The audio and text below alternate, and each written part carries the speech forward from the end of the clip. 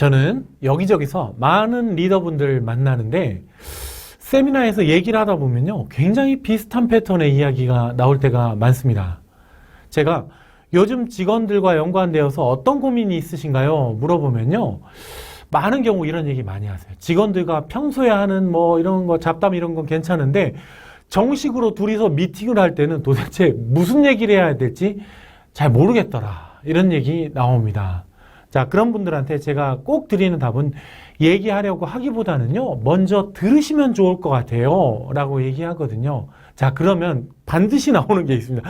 직원들이 얘기하도록 만드는 게 정말 어렵더라, 이런 얘기 하세요.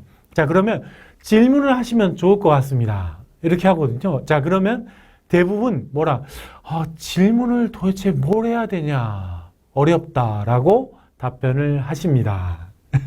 제가 우리나라 사람들이 상대적으로 다른 나라 사람들에 비해서 저는 대단히 똑똑하다, 이렇게 생각하는 편이거든요. 자, 그런데 외국인들을 만나보면요, 둘이서 상대방을 만나면 질문을 자연스럽게 하는 게 몸에 배어 있어요. 훈련이 되어 있는 경우가 많습니다. 자, 근데 우리나라 분들을 보면요, 정말 똑똑한데 질문할 때는 조금 약간 어줍지 않은 경우가 많습니다. 자, 그래서 이 시간에는요, 직원들에게 하시면 정말 마법처럼 파악을 해내고 상황을 풀 수 있는 3가지 마법의 질문을 알아보도록 하겠습니다. 어렵지 않습니다. 자, 첫 번째 질문, 뭘 원하십니까? 입니다. 비슷한 질문은 필요하신 게 뭔가요? 진정으로 원하는 게 뭔가요? 입니다. 비슷하죠? 자, 두 번째 질문, 어떻게 하실 생각이세요? 비슷한 질문은 어떤 계획이 있으세요? 입니다. 자, 세 번째 질문은 제가 어떻게 도와드리면 되겠습니까? 비슷하게 제가 뭘 해드리면 될까요? 입니다. 이 3가지 질문 패턴 알려드렸는데 간단하죠? 자, 사실 많이 들어보셨죠? 자, 근데요, 의외로 이렇게 패턴이 익혀지지 않은 경우가 많으신 것 같아요. 이거 쓰면 효과 굉장히 좋습니다. 그리고 이런 질문은 어떻게 쓰면 효과적인지, 왜 효과적인지 이런 거 충분히 차근차근 말씀드리겠습니다. 자, 특히 이 질문은요, 이런 분들한테 잘 먹혀요. 자, 리더 입장에서는요, 쉽게 설득이 되는 직원들 있을 거예요. 맞죠? 하지만 쉽게 설득이 잘 안 되는 직원들도 많습니다. 자, 비유를 들자면 강아지는요, 여러분이 쉽게 끌고 다닐 수 있죠? 여러분이 힘이 더 세니까. 자, 그런데 상대가 말이나 소다. 그럼 여러분이 끌고 다니기는 어렵잖아요. 이 말이나 소는 어떻게 하냐? 억지로 끌고 갈 수가 있지가 않습니다. 스스로가 가게 만들어야 돼요. 끌고 갈 게 아니라 여러분이 거기 타서 방향을 잡아줘야 돼요. 자기가 가게 만들어야 됩니다. 이런 게 질문이에요. 질문을 던져서 상대방이 스스로 생각하고 스스로 설득이 되도록 만드는 게 좋습니다. 자, 이게 처음에는 어려울 수 있어요. 하지만 배우면 훨씬 더 상대방의 힘을 잘 쓸 수가 있습니다. 리더는요, 직원의 힘을 이용하는 사람이에요. 자, 첫 번째, 뭘 원하십니까? 이런 질문 한다고 그랬죠? 여러분은 그 직원이 왜 직장 생활을 한다고 생각하시나요? 직장 생활에서 뭘 원한다고 생각하시나요? 여러분에게 뭘 기대한다고 생각하시나요? 이런 걸 짐작으로만, 추측으로만 하지 마시고요. 그 직원의 입으로 구체적으로 한번 들어보세요. 자, 그러면 나중에 그 직원들한테 어떤 도움을 줄 수 있을지도 여러분들 잘 알 수 있게 됩니다. 물론 직원들 중에는 이런 질문 해도 답변을 잘 못하는 분들도 있어요. 뭘 원하세요? 물었는데도 명확히 답변 못한다면요, 조금 더 시간을 줄 필요가 있습니다. 마음을 열 필요도 있고 생각을 해야 할 시간도 있거든요. 특히 리더 입장에서는요, 직원이 생각할 시간을 주는 게 결코 편하지 않을 수 있어요. 하지만 이런 시간 굉장히 좋은 시간입니다. 대부분의 경우에 직원들은요, 리더가 질문했는데 내가 답변이 잘 못해. 근데 기다려줬어. 그러면요, 최소한 배려받았다고 생각을 해요. 배려받는 시간입니다. 자, 만약 이렇게 했는데도 더 구체화시키지 못했다면요, 다음 미팅 시간에 얘기하시는 것도 좋습니다. 자, 그렇게 해서 직원들이 원하는 거 파악해내세요.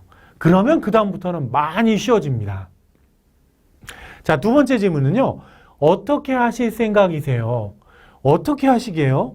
어떤 계획이 있으신가요? 이런 패턴의 질문인데요. 이 질문은요. 특히 직원 중에 이런 직원이 있어요. 보면 자기 일이나 자기 문제인데도 불구하고 감정적으로나 또 방법적으로 굉장히 다른 사람한테 의존하는 직원들이 있거든요. 그런 사람들한테 쓰면 효과적입니다.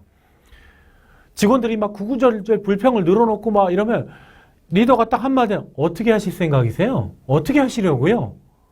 그러면 직원들이 무슨 생각할까요? 아, 이게 내가 해야 될 일이구나. 내 문제이구나. 내가 이렇게 인식하게 되죠. 예. 문제 해결의 주체를 그 직원한테 돌리는 겁니다. 이 직원이요. 이 질문에 어떤 답변을 하는지를 잘 들어보시면요. 직원이 현재 어떤 생각을 가지고 있는지도 굉장히 잘 알 수 있겠죠. 자, 그래서 어떻게 하시게요? 어떤 계획이 있으세요? 어떻게 하시려고요? 이 질문 반드시 해보시기 바랍니다. 자, 세 번째, 제가 어떻게 도와드리면 되겠습니까? 이 질문 던지면요. 이때 직원이 무슨가 얘기를 할 수 있겠죠. 자, 어떤 분들은요. 이런 거 굳이 시시콜콜 물어보지 않아도 그냥 눈치코치 이심전심으로 알아서 우리 직원을 도와주는 게 낫지 않을까? 이런 생각 하시는 분도 계실 수 있겠습니다. 자, 그런데요.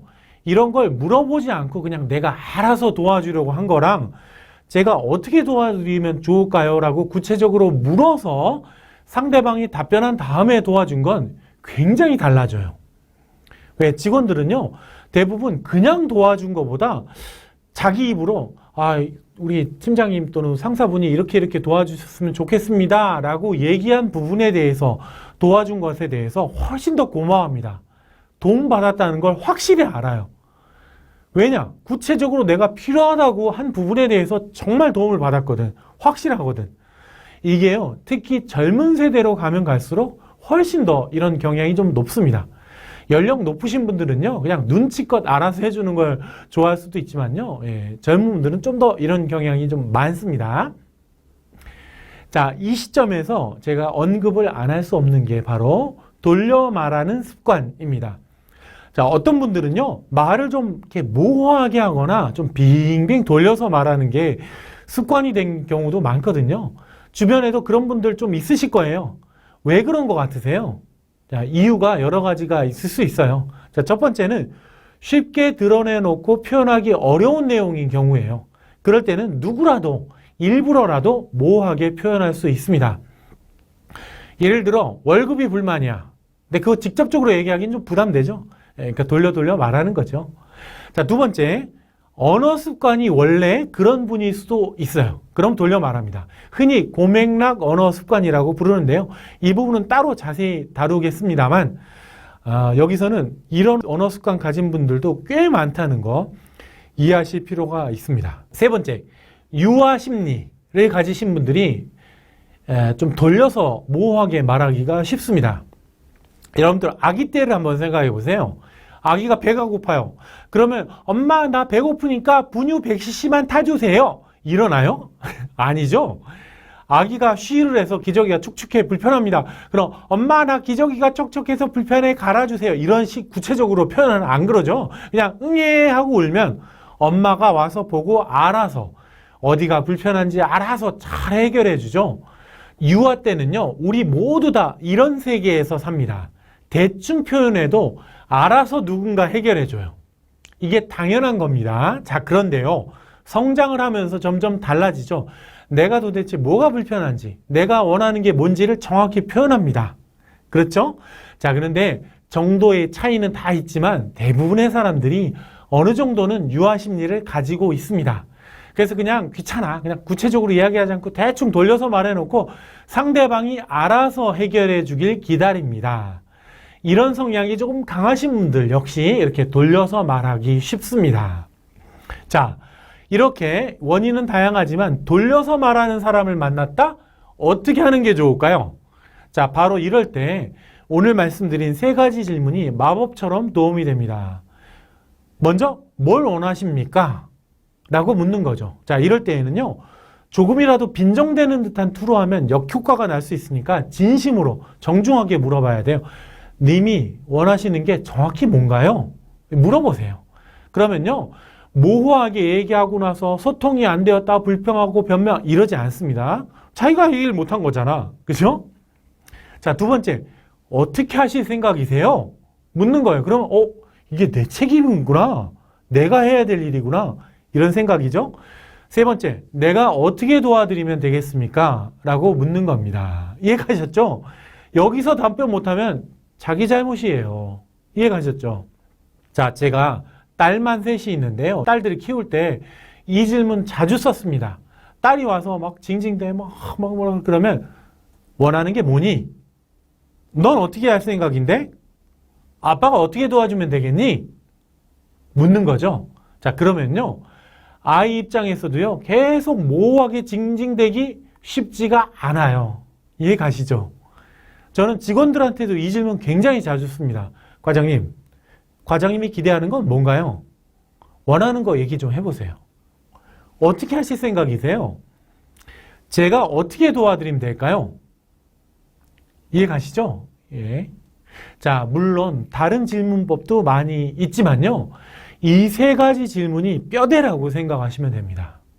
제가 사실 질문법에 대해 알려드릴 게 굉장히 많지만요. 그 많은 거 다 복잡하게 적용하기 힘드시면요. 이 세 가지 질문을 기억하세요.